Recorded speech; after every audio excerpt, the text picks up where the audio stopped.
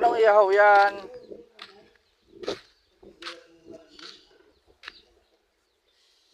Wala tayo makain pre, kaya ihaw tayo ng buko. Ayan. Ihaw tayo ng buko. Wala tayo makain para Oliver eh. Ano pre, kaya natin ng buko pre.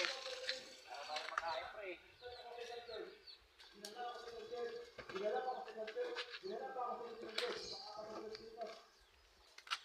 Subukan natin mag-ihaw ng buko.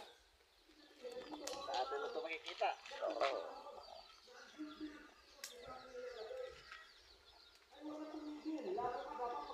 Dami namang kalabati manok dyan, oh. Pero bakit ito? Wala ka, trip mo yung buko ka eh. Oh, tip lang namin eh. Oh. Inihaw na buko.